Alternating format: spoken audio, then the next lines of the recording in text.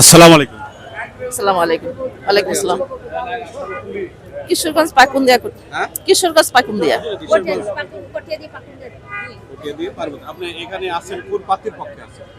Advocate Jalaluddin. Advocate Jalaluddin. Jalal. আপনি advocate জালালকে আপনারা কি দেখতে চাচ্ছেন? এই যে মহান সংসদে আজকে তিনি শপথ নেবেন, পরবর্তী আপনি তাকে কি মন্ত্রী হিসেবে দেখতে চাচ্ছেন নাকি? হ্যাঁ, অবশ্যই।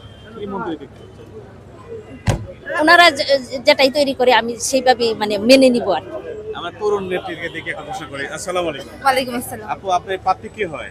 আমার বাবা। ওরে বাবা। জি। আপনার বাবা কত আসন? 163, কিশোরগঞ্জ 2, পাকুন্দিয়া কটিয়াদি। আচ্ছা, থ্যাংক ইউ জানাই। আপনার বাবাকে আপনারা কি দেখতে চাচ্ছেন? আমার বাবা যেন সবার উপকার করতে পারে, সবার উপকারে যেন কাজে লাগে, সেটাই হচ্ছে চাওয়া। এখন ওরা যদি মন্ত্রী বানায়, উপমন্ত্রী বানায়, সেটা আমাদের জন্য অনেক কিছু হয়ে থাকবে আর কি। আপনি আপনি বাবা, আমার বাবা। আপনার বাবাকে কোন মন্ত্রী হিসেবে দেখতে চাচ্ছেন?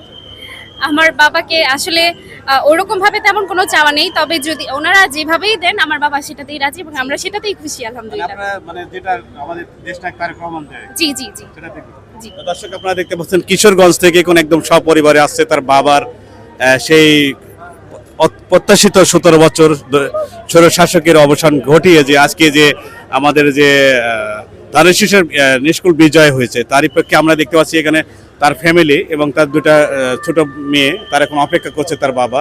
আপনার বাবা কি প্রবেশ করছে? প্রবেশ করছে। তো যাই হোক, আলহামদুলিল্লাহ, অলরেডি তিনি আমাদের জাতীয় সেই পবিত্র স্থানে তিনি প্রবেশ করেছে এবং আমরা কিশোরগঞ্জ 1,